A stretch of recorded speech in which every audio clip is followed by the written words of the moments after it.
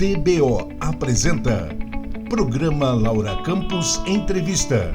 O tema de hoje é recorde no mercado de fusões e aquisições de empresas aqui no país. O nosso convidado é o especialista em finanças corporativas, Guilherme Cleff. Olá, Guilherme, seja muito bem-vindo. Para mim é um prazer poder conversar com uma pessoa tão jovem sobre um assunto tão complexo, pelo menos para nós, meros mortais. Obrigado, Laura. Prazer é meu estar aqui. Na verdade, não sou tão jovem, não, mas a aparência engana um pouco, né? Talvez seja pelo. Vamos lá, Guilherme. Você é graduado em Engenharia de Automação pela Poli, na USP, e também fez MIT em Illinois, nos Estados Unidos. Como a gente estava conversando, eu tenho muitos amigos que atuam na mesma área que você, mas eu confesso que para mim foi uma surpresa saber que um engenheiro está no mundo dos grandes negócios. Normalmente eles são economistas, administradores, até advogado eu já vi. Como é que um engenheiro foi parar na área de fusão e aquisição? Conta para nós um pouquinho da sua vida e também da carreira. Na verdade, quando eu comecei a trabalhar com fusão e aquisição, né, só explicando os termos, né, fusão geralmente quando duas empresas se combinam, né, a mais famosa talvez seja o Itaú Unibanco, né, que todo mundo ficou sabendo ali em 2008, e uma aquisição é quando uma compra a outra, né, esse pagamento pode ser tanto em dinheiro quanto em emissão de ações da empresa compradora, né. E eu caí nessa área, na verdade, porque eu trabalhava com reestruturação de empresas e o M&A acaba sendo uma parte ali do processo de reestruturação, né, na grande maioria dos casos. Ele pode envolver desde a venda integral da empresa, até injeção de capital, né, até venda de algum ativo, né, de forma resumida, tá? Se eu não expliquei que M&A ainda é do inglês Merger and Acquisition, né? É a sigla que a gente usa para explicar o que significa fusão e aquisição, né? Se eu falar daqui para frente, você já sabe. Guilherme, já que você explicou um pouquinho dos termos, né, que vocês usam, o que leva uma empresa a comprar a outra? Quais as principais vantagens e desvantagens, né, em fazer uma fusão? Tá. Uma empresa geralmente busca comprar outra focando nas sinergias, né? O que seria sinergias?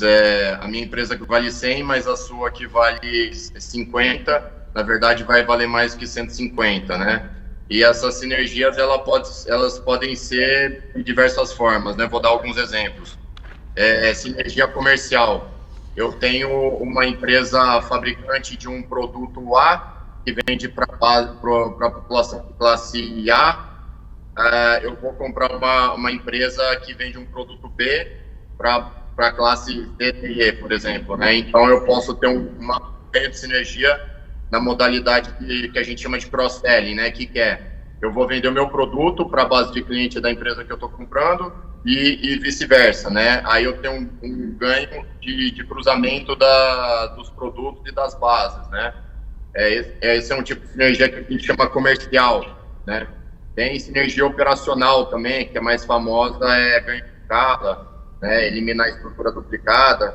Tem a sinergia também de investimento, né, que é reduzir a capacidade instalada ali da indústria. Teve alguns movimentos no setor de siderurgia que teve essa racional, né, sempre busca falar em racional do investimento, né, e tem também a sinergia no sentido de financeiro, né, por exemplo, uma empresa de capital aberto compra uma menor, porque essa menor ela quer crescer, ela está em fase de crescimento, mas o acesso dela a capital é um capital caro, né? Então, a empresa de capital aberto ela tem acesso a capital mais barato, né? Então, tudo daria sentido, tá? De uma forma muito simples, é isso. Guilherme, eu vi que você é diretor de novos negócios e estratégia da empresa Immunogenic. Eu gostaria que você explicasse o que é a Immunogenic e qual o seu papel, né? O que você faz na empresa? Tá. A Immunogenic é uma startup de biotecnologia, é um dos poucos casos ali de inovação que nasceu dentro da universidade e depois a gente foi incubado ali na Erettsville, ali no Einstein, né? E minha função é fazer praticamente tudo que é relacionado a negócios, né? Os dois fundadores são acadêmicos, né? São pesquisadores da USP. Minha função é fazer praticamente todo o resto ali, né? Que é estratégia, finanças, comercial e assim por diante, né? M&A está nesse caso, tá? Nesse pacote aí. A gente vai aprendendo aos pouquinhos essa linguagem que vocês usam. Guilherme, graças a Porque eu falar, desculpa te interromper, mas o que eu falar de expressão aí que você não souber, o próprio pessoal lá fala assim, às vezes me interromper. Tá bom, desmundar o mundo corporativo. Graças à série Billions ou Suits da Netflix, as pessoas passaram a assistir ao mundo glamuroso, né, das finanças corporativas de Wall Street em Nova York. Compra de grandes empresas, contratos e bônus milionários para os advisors, né? Também aprendi um pouquinho para os consultores. Quer dizer, então, em Hollywood tudo é fácil e bonito. Mas eu quero ver chefiar uma operação de compra de uma grande empresa sem escorregar e cair na furada. Não deve ser nada fácil. Eu queria que você explicasse para a gente, né, por que você escolheu trabalhar nessa área? Tá. Escolhi trabalhar nessa área por causa do dinamismo, né? Eu já atuava em reestruturação de empresa e faz parte aí do processo, né? E você acaba se envolvendo com diversas áreas da empresa, você acaba se envolvendo com o alto time de gestão e é bem desafiador, né? Você acaba, com relação a outro tipo de carreira, né, na indústria que seja, você acaba quase que desenvolvendo 50 anos em 5 ali, né? E também é muita pressão, né? Principalmente é muita pressão. É legal, né? Só perde um pouco de cabelo, né? Guilherme, um grande amigo, como eu estava falando com você, ele foi responsável por fazer, né, a fusão da Drogazil com a Droga Raia, e também futuramente acho que vão colocar os produtos do Boticário nas farmácias. Mas quando nós conversávamos, o processo parecia não terminar nunca.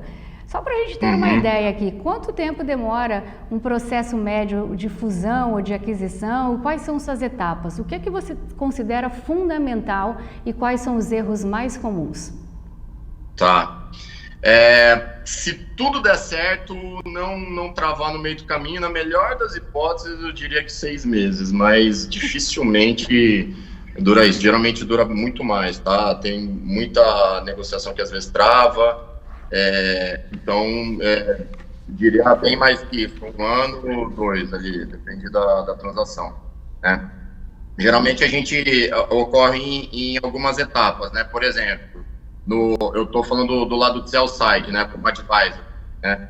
Então, a empresa te contrata, você faz um mapeamento financeiro dela, né? Faz o valuation, né? Que é a avaliação do valor intrínseco dela. Geralmente a gente segue 3 metodologias, né? Valor patrimonial, caixa de contado e múltiplo de mercado, né? A gente elabora um documento que a gente chama de teaser, né? Que, como o próprio nome diz, é provocar o potencial comprador a se interessar pela empresa. Nele a gente não cita o nome da empresa, não cita informação sensível, né? É mais um documento de 1 a 3 páginas para o potencial comprador pegar ele, ler e falar assim, puta, eu gostei da oportunidade, eu gostaria de entrar mais a fundo, né? E aí a gente assina um documento que a gente chama de NDA, né, que é Non-Disclosure Agreement, né, que é um contrato de confidencialidade, para resguardar quem está revelando a informação de que ela não vai ser extraviada, ter mau uso dela, né? Geralmente a gente produz um documento que a gente chama de Infomemo, né, que é o Memorando de Informações, tem informação geral sobre a empresa vendedora, né, também não é informação muito sensível. E as duas partes entrarem num acordo, né, a gente acaba assinando um documento que a gente chama de MOU, né, que é Memorando de Entendimento, né, entre as duas partes, onde geralmente aponta a compradora tem um período de exclusividade para comprar, e aí é conduzido um processo de diligência, né, que é o famoso due diligence, né. Nesse processo a gente olha principalmente aspecto contábil, jurídico, né, para tentar identificar algum esqueleto no armário, né, porque às vezes a empresa fala que ela tem de dívida de passivo tributário, às vezes ela tem muito mais que isso, né, mapear passivo trabalhista também, às vezes eles têm muito PJ, você precisa provisionar e várias questões assim. Às vezes o passivo que você cobre, ele é litigável, né, às vezes você coloca o dinheiro que você vai pagar pro vendedor, você coloca o que a gente chama numa conta escrow, né, que é uma conta garantida que fica lá retido, se estourar algum daqueles passivos, você pega aquele dinheiro e paga o passivo, se não estourar, no final do período lá, você libera pro vendedor, né, e em alguns casos esse passivo ele é tão grande a gente chama de deal breaker, né? Fala assim, olha, o esqueleto é muito grande, eu não vou conseguir prosseguir com essa transação. Aí a transação não segue, né? Tem muito caso também a informação que a empresa revela, o balanço no ano passado deu 10, né? Mas na verdade, na hora que você apura ele corretamente, na verdade, precisa fazer alguns ajustes, né?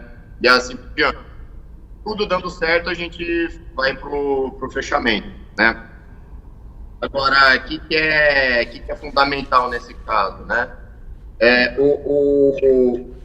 O vendedor, principalmente, ele tem principalmente quando é pequenas e médias empresas, ou empresa familiar, ele tem na cabeça dele, se eu estivesse vendendo carro, né, e eu fosse precificar esse carro pela velocidade que ele entrega, o vendedor geralmente ele tem como parâmetro o velocímetro, né, o máximo que marca ali no velocímetro, né? Mas, na verdade, eu preciso chegar no valor médio que ele vai conseguir entregar de velocidade nos próximos 100 mil quilômetros, né? Geralmente, a gente faz uma projeção de fluxo de caixa da empresa pelos próximos 10 anos, né? Então, é isso que a gente precisa saber. Um grande indicador disso é a performance passada, né? Apesar disso, né, a gente olha... como que a empresa se comportou em período de crise, né, qual que é o posicionamento de mercado dela, né, se ela veio no mercado ou não, assim por diante. E tem alguns fatores também que não estão refletidos na histórico dela, né, como produtos no pipeline ali para serem lançados, né, que não estão no histórico, mas vai refletir no futuro, né, a gente precisa colocar isso na conta, né. E geralmente dá um valor que é muito abaixo daquilo que o empresário espera, né? Mas é um negócio de difícil estimativa, mas a gente precisa ser o mais isento possível, né?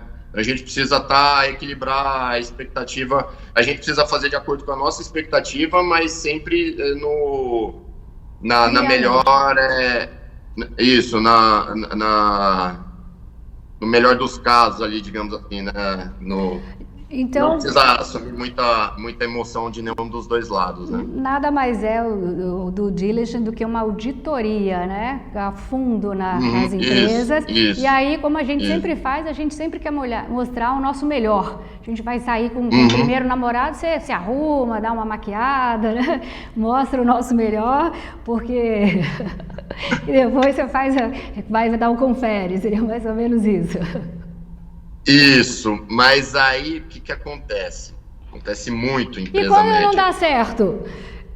Eu apresento uma coisa e aí na hora é outra e normalmente você perde 6 meses, 1 ano, como é que faz? Acontece muito, o que acontece principalmente com relação ao que você falou da maquiagem, né? Na verdade a maquiagem deveria ter... geralmente o comprador precisa ter um mínimo de visibilidade na empresa, né? Tanto com relação à rentabilidade, com relação ao passivo, né? E pelo menos chutando muito baixo o último balanço, né? O último DRE, ele precisa refletir a realidade. Então, se você quer se maquiar, se produzir, você precisa pelo menos no último ano, né? E desculpa, não peguei essa tua última pergunta. Não, e aí é isso, era isso mesmo. Como é que vocês fazem quando demora 2 anos e não dá certo? 1 ano? É muito trabalhar a expectativa, né? E aí nisso a gente precisa sempre ter o máximo de ética possível, porque você falou da série Billions, né? Infelizmente a crise de 2008 ela foi marcada pelo conflito de interesses, né? Onde os banqueiros de investimento, né, advisors, como você fala, eles ganham pela transação, né? Um filme, aquele The Big Short, ele exemplifica isso na crise de 2008, e o Lobo de Wall Street também exemplifica isso. Que basicamente o advisor, o interesse dele não necessariamente é igual ao interesse do cliente dele, tá? O advisor, ele ganha pelo volume de transação, independente se o cliente dele ganhou com aquela transação, tá?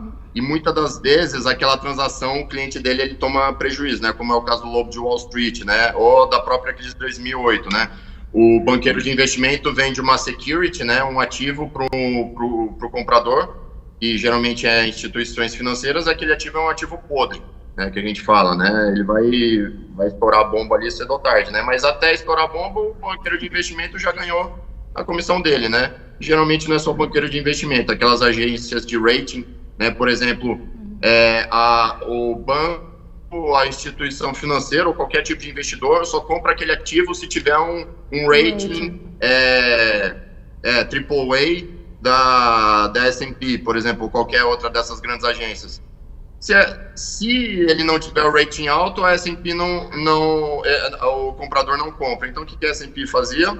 Mesmo que eles achavam que a estimativa de rating era mais baixa, eles colocavam um rating mais alto, porque senão eles não vendiam a security, né?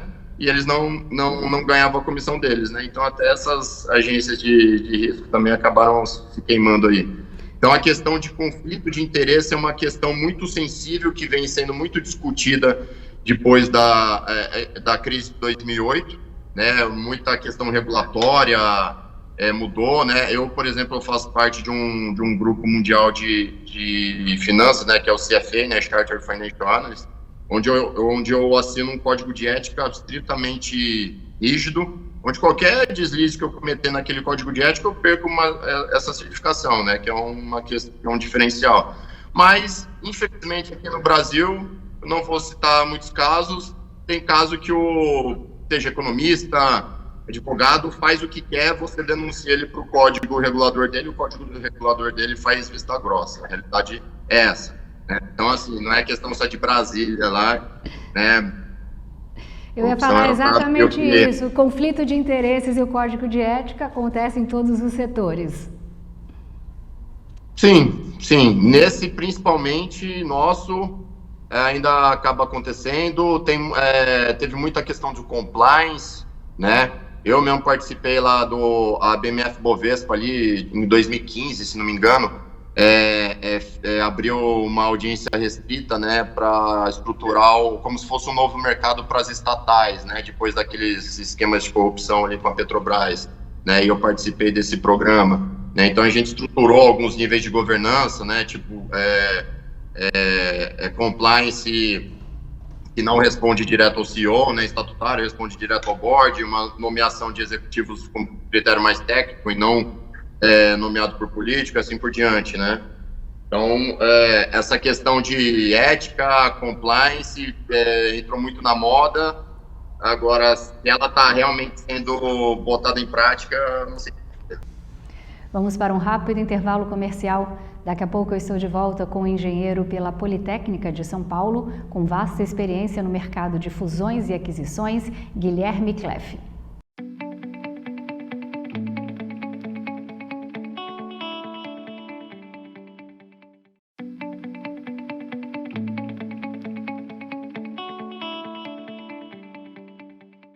Estamos de volta com o programa Laura Campos Entrevista. O tema de hoje é recorde no mercado de fusões e aquisições de empresas aqui no país. O nosso convidado é o especialista em finanças corporativas, Guilherme Cleff. Guilherme, segundo cálculos da consultoria BEM, publicados no Relatório Global de Fusões e Aquisições do primeiro semestre de 2022, no mundo todo, o mercado de fusões e aquisições, que engloba operações de compra e venda de empresas, como você mesmo disse, pode movimentar cerca de 4,7 trilhões de dólares somente neste ano. O número, embora alto, representa um declínio de 20% em relação a 2021, que foi um recorde, né, e cerca de quase 6 trilhões de dólares, mas ainda seria o segundo resultado da história. Como é que você explica esses números, Guilherme, mesmo neste ano, quando nós e o mundo ainda vivos reflexos do fim da pandemia e também da guerra da Ucrânia? O ano termina bem? Tá, esses números são principalmente em função da liquidez mundial, né? Juros baixos, muitas grandes empresas fizeram IPO, né? Fizeram captação, estavam com caixa, né? Tem a questão dos investidores financeiros, né? Que tem os SPACs, né? Special Purpose Acquisition Companies, que é as famosas companhias de captação no mercado, né? De cheque branco, né? Você capta dinheiro no mercado e você vai tentar comprar uma companhia, né? Ou tem também os fundos de private equity, e eles têm o que a gente chama de dry powder, né? Pólvora seca, né? Que é o dinheiro que ele captou, mas ainda não investiu, Eu não lembro exatamente essa cifra, mas está algo perto de 2 tri, envolvendo mundialmente, né, 2 tri de dólares, envolvendo todas as classes de ativos, né, incluindo o real estate, né, que é investimento em imóvel, tá? Então, assim, tem capital, né, e eles precisam botar para rodar, né? E alguns setores bem aquecidos nesse sentido é o de tecnologia e saúde, né, que investimento, e são setores razoavelmente resilientes, independente do cenário econômico, né, contrário de commodity, que é bem volátil, né. Eu trabalho com commodity aqui, a gente depende muito de clima, né, é complicado. Guilherme, o ano de 2021 foi marcado por uma bonança nos mercados de capitais mundiais. Liquidez alta, baixa taxa de juros, incentivos e empresas bem capitalizadas. Já este ano, por outro lado, o mundo todo, em média, vive alta de inflação, Banco Central subindo juros, instabilidade gerada pela guerra da Ucrânia, trocando em miúdos, mais volatilidade no mercado. Então eu pergunto, Guilherme, até que ponto essa incerteza macroeconômica afeta o mercado de fusões e aquisições, pelo menos nos próximos anos? Né? E vou um pouquinho mais além, qual o reflexo esperado aqui para o Brasil, nesse pós-eleição, mas quando a gente tem um grau de endividamento altíssimo, temperado com desemprego, inflação e juros altos? Tá. Esse ambiente ele já está afetando, tá? Nesses últimos 3 meses já caiu bastante o volume de fusão e aquisição mundialmente, eu não lembro exatamente se é 30%, mas já caiu, tá? Principalmente decorrente ali da questão da guerra ali, Ucrânia, né, e Rússia, também por conta do enxugamento da liquidez, né? Então isso tende a segurar ali o volume de fusão e aquisição com relação a esse pico que a gente teve, tá? Pode ser que a gente tenha bastante M&A no sentido de reorganização das cadeias de suprimento globais, né? Antes a gente tinha a globalização, a empresa aqui do Brasil pegando insumo de fora, né? E hoje o que a gente pode ver é a empresa daqui do Brasil. O meu setor, por exemplo, para você ter uma ideia, que é de biotecnologia, a gente está tendo problema para receber reagente, tá? Que são importados, tá? Estamos suando frio aí, espero que que a gente não tenha uma ruptura aí nesse sentido, né? Mas pode acontecer alguns M&As, principalmente de empresas capitalizadas, de buscar o que a gente chama a verticalização, né? Eu vou comprar o meu fornecedor para garantir meu fornecimento de insumo, né? Por exemplo, quando o setor de siderurgia estava aquecido, né? Isso, sei lá, 15 anos atrás, seja, puxado pela alta demanda da China por aço plano, né? Por exemplo, muitas siderurgias, por exemplo, a Usiminas, ela comprou uma mina de minério de ferro para garantir o fornecimento dela, porque minério de ferro é o principal insumo para aços planos, né? Para aços longos sucata, né? Então eles fizeram isso para garantir o insumo deles, senão, né, nessa corrida aí. Guilherme, ainda um pouquinho na pergunta anterior, o Brasil, apesar de uma economia com juros altos, com inflação e também um desemprego bastante elevado, internamente vivencia um mercado de fusões e aquisições bem aquecido, como a gente já disse, talvez um pouquinho menos agora na pós-eleição. Como é que você explica esse alto volume de fusões e aquisições nos últimos 2 anos? Né? E o que esse volume de operações dentro do país tem a dizer sobre a nossa economia doméstica e também sobre o mercado? É um sinal de que nós estamos saindo da crise ou é apressado dizer isso? Não, eu não vejo muita correlação do volume de M&A com a atividade econômica. É lógico que o volume de M&A ele tende a refletir a confiança ali na economia do país, né? Mas que isso tem uma correlação direta, eu diria que não, tá? Os sinais ali a economia ela vem reagindo, né? Esse ano é projetado acho que 2,5% de crescimento no PIB, ano que vem meio, ó. O desemprego ele está caindo, dentro do G7 o desemprego aqui no Brasil caiu 5 pontos percentuais ali nos últimos 12 meses, né? Foi o que mais caiu dentro do G7, né? Mas eu não vejo muita correlação ali, pelo menos no curto prazo, com o volume ali de aquisições. Tá? Quando nós falamos de fusões e aquisições, nós não podemos deixar de falar do mercado de startups, é o seu mercado, né, que também está superaquecido. O mundo corporativo, ele se aproximou muito das startups, principalmente nos últimos anos, com destaque, como você mesmo disse, para o setor de tecnologia e também de finanças, num contexto de grave crise econômica. Guilherme, considerando que existe política no meio de tudo isso, quais são as perspectivas de fusões e aquisições? Você considera que o Brasil tem um bom ambiente de negócios para startups? Do ponto de vista de oportunidade de mercado, não tenho a menor dúvida. O Brasil é uma região praticamente obrigatória para qualquer portfólio mundial, né? O fundador do Carlyle, o David Robinson, que é um dos principais fundos de private equity do mundo, ele fala que não tem nenhum país que é tão predominante em seu respectivo continente quanto o Brasil, né? Então, a oportunidade de mercado é gigantesca no Brasil para diversos mercados, né? Se não me engano, a cidade de São Paulo é o maior mercado do Uber no mundo, Facebook, Instagram também. Parece que a loja do McDonald's também é maior no mundo, então, assim, a oportunidade de mercado aqui no Brasil é gigante. Eu vou te dar um exemplo, né? Por exemplo, eu trabalhei com uma startup de educação israelense, tá? Eles nasceram lá em Israel, só que eles não tinham um mercado lá. O mercado lá é muito pequeno, né? Então, o que eles fizeram? Eles começaram a tentar expandir pelo mundo inteiro. E o país que mais deu certo para eles foi o Brasil. Não só porque tracionou o produto deles aqui, mas também porque o mercado endereçável é gigantesco, né?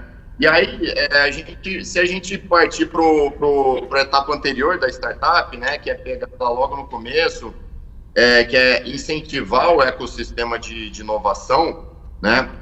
Na verdade, a gente ainda está engatinhando nesse sentido, né? Se você pegar o ranking do Brasil naquele relatório do InBusiness, né, acho que é o Fórum Econômico Mundial que faz esse relatório, né, que fala sobre a facilidade de você empreender num país, o Brasil, desde que eu me conheço por gente, não ocupava uma posição boa nesse relatório, né?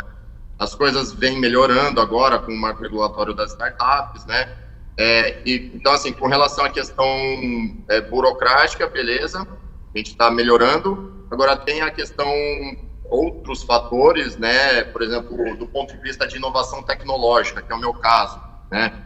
Grandes economias, essas inovações tecnológicas vêm de uma orquestração muito forte entre governo, academia e setor privado, né? Aqui no Brasil, essa roda ela trava, né? Ela não gira muito, né? Então, tanto é que você vê aqui no Brasil, você praticamente não vê inovação tecnológica, né? A maioria desses unicórnios que você vê aí, tudo é inovação de modelo de negócio, né? Que não depende dessa orquestração. Então, é uma inovação que nasceu pelo próprio Pardal ali dentro do laboratório, né? De forma resumida, né? E a questão cultural ainda pesa muito também, né, aqui no Brasil, né? Porque a gente costuma falar que quando você se forma na faculdade aqui no Brasil, você vai querer emprego público, né? Lá em Israel, você vai querer já fundar uma startup, né? Então, ainda não... tá mudando muito a mentalidade, né? Mas ainda a gente tem um caminho longo aí a percorrer para fomentar esse ecossistema na fase inicial. Tá? Depois que as startups elas passam o que a gente chama de vale da morte, né? Aí elas conseguem tracionar bem, não falta capital, né? E assim por diante. Ou pelo menos não faltava até enxugar essa liquidez. Guilherme, a gente está falando de fusão, aquisição, principalmente dos números aqui do Brasil, e você acabou de citar também o número de empregos. Então, fazendo uma pergunta bem direta, e para que você responda também bem sinceramente, por que essa exuberância em negócios de fusões e aquisições não se reflete no número de empregos e crescimento do PIB? Você acredita que no próximo ano, em 2023, nós vamos ter essa retomada? Eu diria que eu não vejo uma correlação direta, mas depende do tipo de fusão e aquisição. Por exemplo, se for uma fusão, né, por exemplo, que teve Itaú, Unibanco, geralmente você tende a eliminar as estruturas duplicadas, né? Você tende a buscar ganho de eficiência. Aí, num primeiro momento, você pode ter demissão, tá? Agora, se for no sentido de growth, né, que é de crescimento, né? Grandes fundos investem em startups aqui no Brasil, né? Ou que seja, agora de cabeça eu não sei te dar um exemplo, mas fusão e aquisição, principalmente no setor de saúde e tecnologia, eles tendem a focar, injetar dinheiro na companhia para ela crescer. Aí você vai gerar emprego. Aí a tendência é gerar emprego. Então depende do tipo de fusão e aquisição, tá? Vamos para mais um rápido intervalo comercial. Daqui a pouquinho nós continuamos com o engenheiro pela Poli, especialista em finanças corporativas, Guilherme Cleff.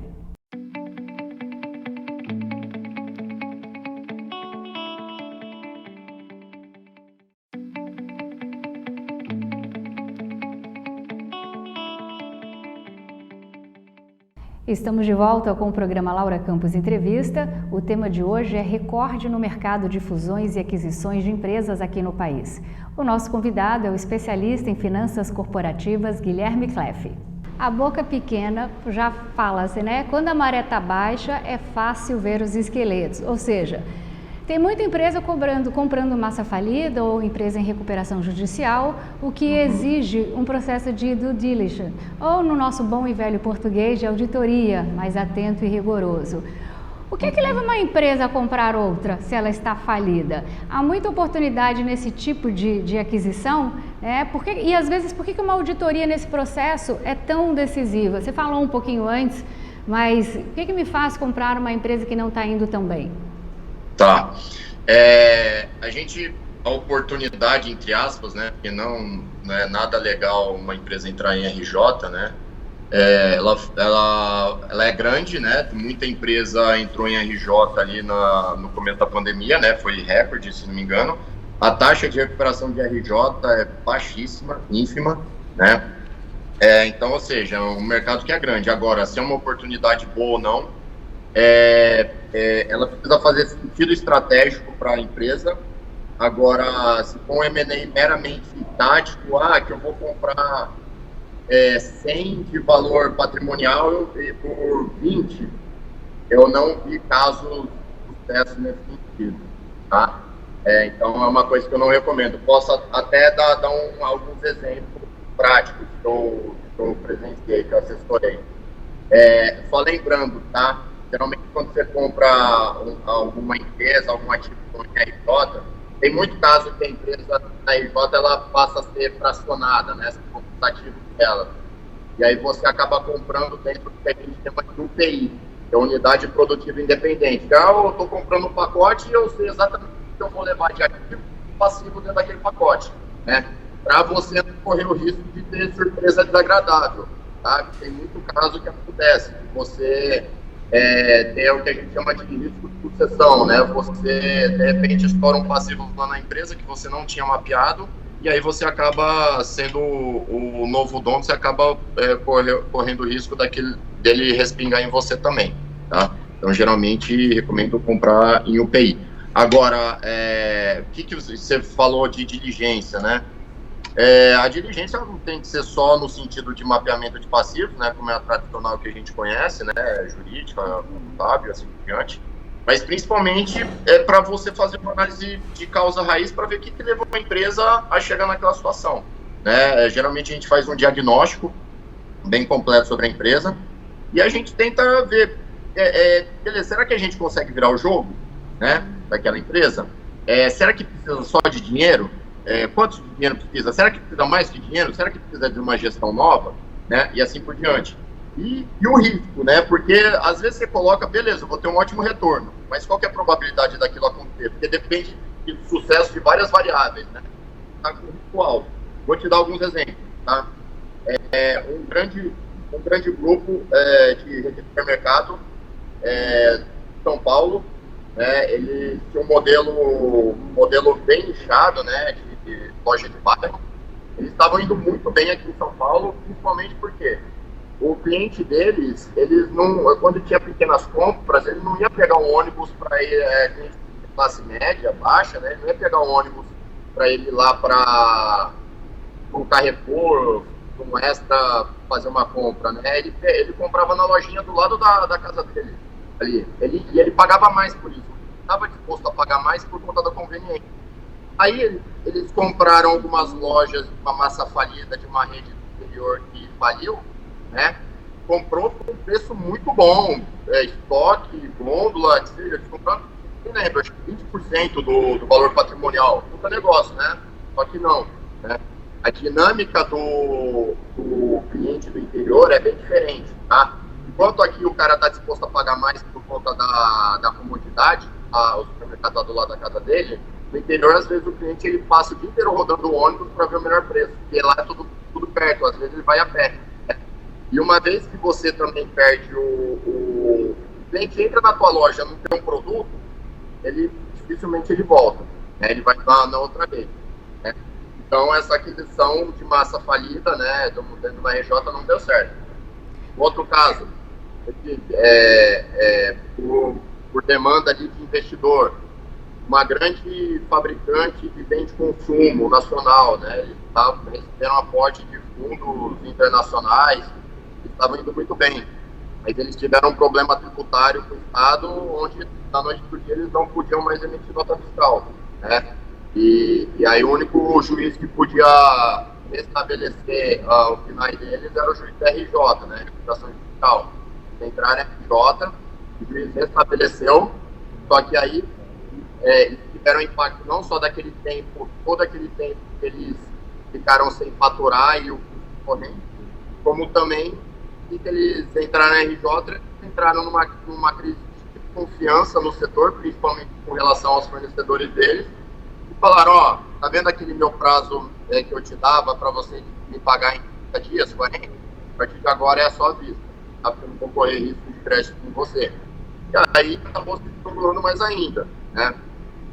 E a empresa, ela até, a gente fez a avaliação financeira dela, ela era recuperável, de quando botasse grana, tinha uma boa chance dela não voltar à situação anterior, tá? Esse é um dos grandes fatores de risco, né? Que principalmente uma vez que você perde o espaço dentro do teu fornecedor, dificilmente você consegue recuperar, mas existe uma boa chance de recuperar a rentabilidade dela, né? A voltar ao terreno positivo. Mas a gente preferiu não, porque era dependia de uma série de variáveis que a gente não tinha uma estimativa se essas variáveis realmente iriam voltar com essa injeção de capital, uma vez que ela já entrou em crédito no mercado, e a gente preferiu não seguir com o case, tá? Esses são os casos recuperáveis, digamos assim, que a gente fala, né? Mas tem caso que simplesmente é setorial, né? Da porta para fora da empresa, como por exemplo, o famoso é o Blockbuster, né? O setor do Blockbuster mudou completamente. O que é o setor do Blockbuster? Hã? O que é o setor do Blockbuster? Que era de locação de... Blockbuster mesmo, sim. Isso, que a Netflix chegou e passou o carro, né, em cima da Blockbuster, né? Aquilo é mudança no perfil do consumidor, não tem jeito, né? Não adianta você botar dinheiro ali sem investir num modelo de negócio que está ultrapassado, né? Kodak. Isso, Kodak, mesma coisa, né? E aí, por isso que é bom você fazer o diagnóstico, né? Para ver qual que é a raiz do problema. Porque se for alguma questão setorial, no máximo, talvez você pegue a marca dela para você começar um negócio novo, né? Para ver se aquela marca agrega alguma coisa, né? Mas é difícil. É um risco muito alto, você pode ter um retorno muito bom, mas o risco é muito alto, né? E são poucos casos ali que realmente valem a pena, tá? Guilherme, o Nubank acaba de anunciar 70 milhões de usuários aqui na América Latina. E isso um pouco depois de eles abandonarem a Bovespa, né, a Bolsa de São Paulo, e decidirem focar suas negociações na Bolsa da Nasdaq em Nova York, o que obviamente gerou um boato extremamente negativo no mercado. Guilherme, eu acredito que esse caso do Nubank seja muito interessante para nós entendermos o momento do mercado brasileiro e também um momento de mercado de startups. Como é que se explica essa queda expressiva do valor da ação do Nubank, mesmo ele tendo 70 milhões de usuários? Você falou interessante é o que o Nubank significa, né? Antes, o elefante botava o ratinho para correr por conta do tamanho, né? Agora o Nubank é a nova geração, né? O ratinho tá botando o elefante para correr por causa da agilidade dele. E o tamanho do elefante, né, que Bradesco, Itaú, passa a ser uma desvantagem com relação à agilidade, né? Lembrando que, tá, a habilidade de se adaptar à mudança é o fator número 1 para a perenidade de qualquer empresa, tá? Você pega aquele índice de... Uma vez que uma empresa entra no índice de S&P, né, quanto tempo que ela dura, né? Há 15 anos atrás ela durava 20 anos, agora está na média de 4 anos, né? Ou seja, as empresas, uma vez que elas conquistam uma posição de mercado muito boa, não é que assim, tô tranquilo, não, ela tem que estar, toda hora o elefante está competindo com o ratinho e correndo o risco do ratinho virar elefante, o elefante pode virar ratinho, pode virar polha de novo, né? Então, a gente está numa época aí muito interessante, né? Agora, você falou com relação à queda das ações do Nubank, né? Tem basicamente 2 tipos de ações, tá? De valor, né, que a gente chama de value, né, que é basicamente uma ação barata, né? No caso do Nubank, que é banco, o principal indicador é o preço por lucro, tá? O que é um preço por lucro? Eu tenho eu tenho um banco que vale 10 e ele tem um lucro de 5, né? Aí o preço por lucro, o lucro de 2, ou seja, o preço por lucro dele é 5, né? Aí a média de preço por lucro do setor dele é 8, ou seja, ele está negociado a um múltiplo abaixo da média do setor, ele é considerado barato, né? Agora o Nubank é o caso oposto, é o caso do growth, né? Uma ação de crescimento, né? E quem investe no Nubank está projetando que o Nubank vai crescer mais que a média do setor no longo prazo. Então, geralmente, as ações de growth, elas são negociadas a múltiplos maiores do que as ações de valor, do que a média do setor, né? O Nubank, para você ter uma ideia, ela está sendo negociada a cerca de 30 vezes o preço por lucro dela projetado para o ano que vem, ao passo que a média dos bancos brasileiros está sendo projetada uma média de 7 vezes. Né? Ou seja, você precisa entregar muito crescimento para justificar você pagar um múltiplo de 36 vezes frente a um múltiplo de 7, né? Esse múltiplo já com essa queda de ações, né? Que, se não me engano, caiu 2/3 ali do valor, né? Imagina quanto estava precificado antes, né? Então, o que surgiu principalmente, não só um momento ruim do mercado, mas é principalmente um questionamento com relação a, será que eles vão continuar essa taxa? Será que eles vão entregar esse crescimento que eles estão projetando? E o lucro deles é basicamente função de 2 crescimentos, né? Da base do usuário deles, né? Que já atingiu 70 milhões, será que vai crescer muito mais? Né? E outro fator que é o principal, que é a receita média para o usuário, né? A receita média para o usuário deles é cerca de 15 vezes menor do que a média do setor, né? Porque o usuário dele é classe C, D e E, né? Então, ele não paga tarifa, né? Não paga anuidade, a carteira de crédito deles é baixa ainda, e ainda corre risco de PDD, né? Então, possivelmente, ele não venha convergir para essa média de receita para o usuário do grande banco, né?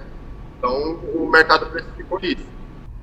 Vamos para o último intervalo comercial. Já já estou de volta para falar mais um pouquinho sobre fusões e aquisições no mercado brasileiro.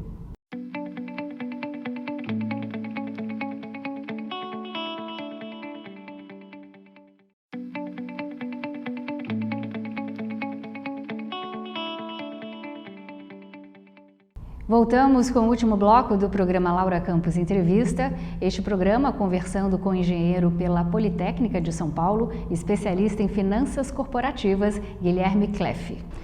Guilherme, eu falo aqui de Cuiabá, de Mato Grosso, e nós sempre ouvimos falar que o mercado de fusões e aquisições do agronegócio também está muito aquecido, até porque o agro é a espinha dorsal da economia brasileira e, logicamente, está muito capitalizado.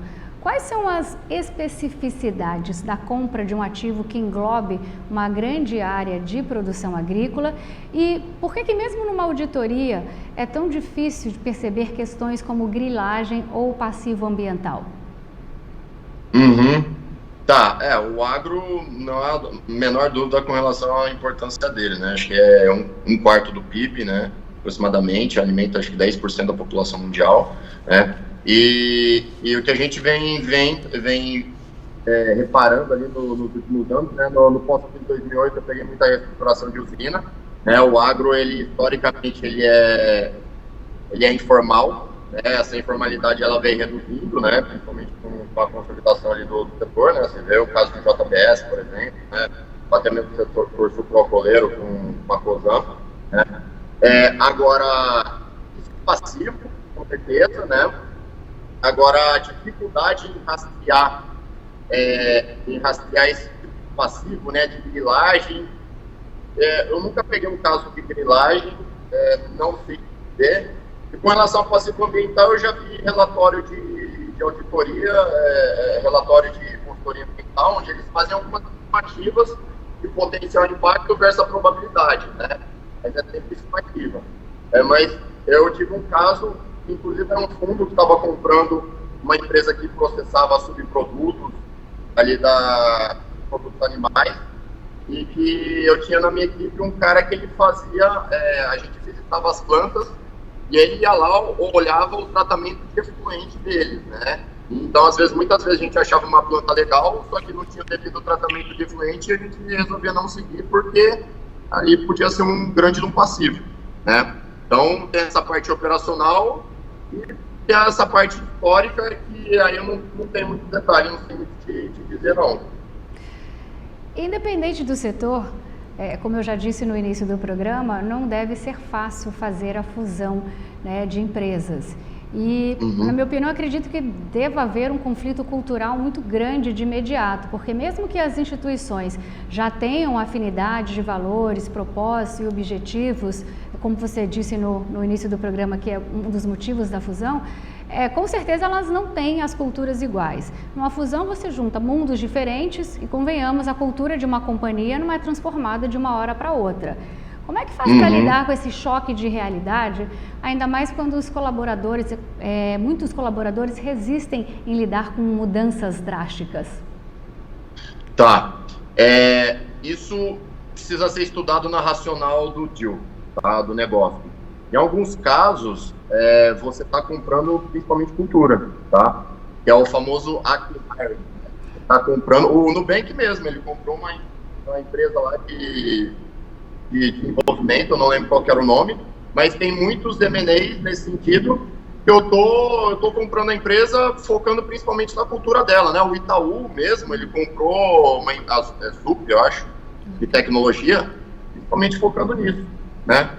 Então, hoje em dia, o maior ativo de uma empresa é a cultura, né? E aí vai depender do plano de integração, né? Porque se você está focando na cultura e aí você integra a equipe deles, né? A sua equipe, você acaba matando a cultura deles, né? Ou seja, você está jogando dinheiro no ralo, em muitos casos, né? Tem muitos casos, um caso do setor de segurança eletrônica, uma grande empresa do setor de gestão patrimonial comprou uma pequena empresa do setor de segurança eletrônica, muito boa, estava bombando, a hora que integrou, trouxe todo mundo para dentro e matou, né? Então tem que tomar muito cuidado com isso, né? Qual que é a racional do deal, né? Se for um caso, por exemplo, Itaú Unibanco, são culturas similares, né?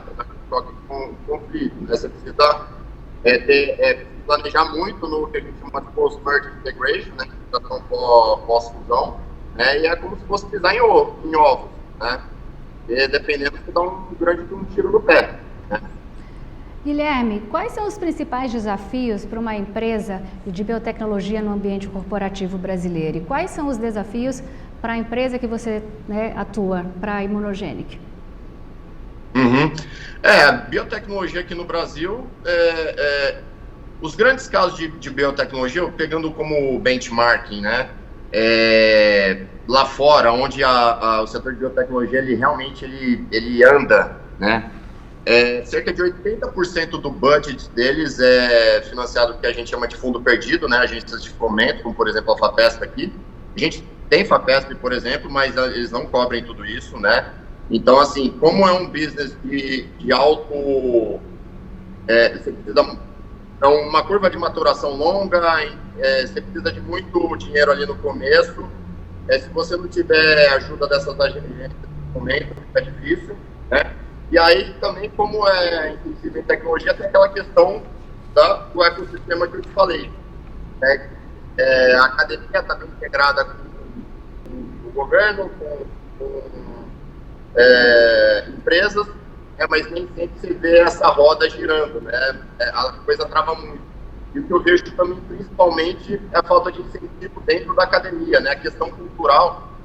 Um pesquisador aqui na USP, seja aqui no Brasil, ele ganha muito diferente, ele tem a cultura dele muito diferente do que um pesquisador nos Estados Unidos, no Canadá, por exemplo, né? Então, ainda tem os gargalos bem fortes. E quem quer investir no setor de biotecnologia, geralmente investe no final, quer investir no final do funil de inovação, né? Depois que o risco ali está quase mitigado, depois você tem um produto quase pronto. Aí no final do funil de inovação você não precisa muito, né? Mais, né? Lógico que você precisa. Mas você precisa principalmente de alguém que te ajude ali, que assuma o risco com você nas fases mais preliminares, né? Que é o grande problema. Né? E o que é que você acha que poderia melhorar no ambiente de negócio aqui no Brasil para incentivar o fomento de mais empresas de biotecnologia? Indústria de Venture Capital, tá?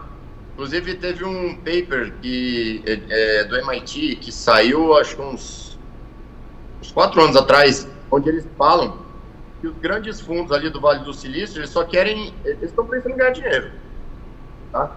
Então, eles investem primordialmente em marketplace e SaaS, né, que é o Software as a Service, né, que é onde você consegue escalar rápido e ganhar dinheiro, né, e aí setores essenciais como de biotecnologia fica fora, né, desse investimento. Então, é uma atração mais de capital de.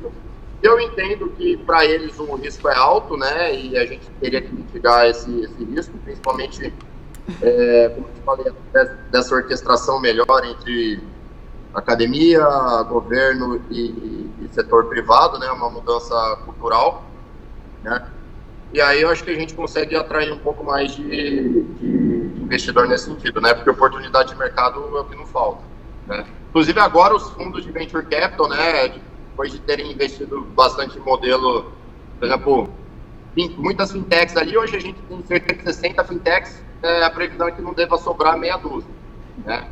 Então, muitos modelos de negócio, muitos investimentos, simplesmente eles não vão durar mais, né?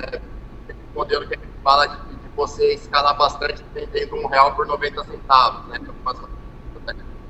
Bombaram, não vou citar o nome, né? Mas startups cresceram muito nesse sentido, né? E principalmente com grana do investidor. O investidor bancando ali a queima de caixa nesse período.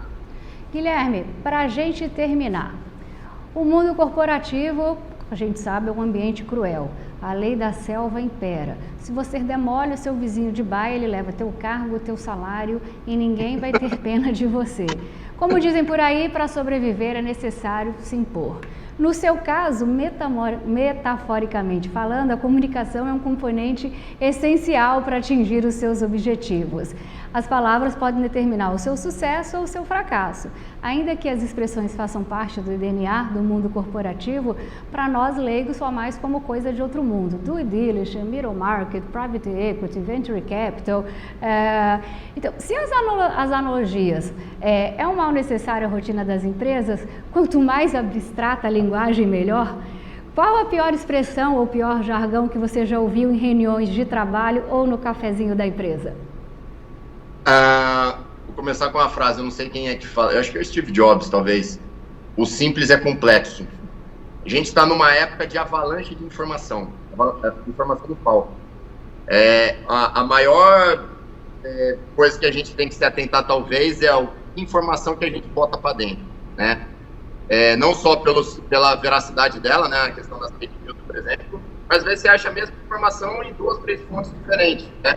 Então, a capacidade, eu diria, pro lado que está transmitindo, a capacidade de ter sucinto o objetivo, e falar na linguagem do seu interlocutor é muito importante. Eu reconheço que aqui talvez eu não tenha falado na linguagem do meu interlocutor, mas também para quem está recebendo essa informação, a capacidade de botar tudo no funil e saber o que você joga fora, o que você processa e sintetiza, né, e aquilo lá vira lição aprendida para você, isso é um grande desafio. Tá? Guilherme, muito obrigada por compartilhar o seu tempo, o seu conhecimento e principalmente por desmistificar esse universo tão interessante que é o mercado das fusões e aquisições. Eu tenho certeza que nós vamos conversar mais vezes. Obrigado, Laura. Eu que agradeço aí. Estou esperando o próximo convite. E a você que nos acompanhou, muito obrigada pela companhia. Continue ligado na nossa programação aqui na TBO, a TV que a gente se vê.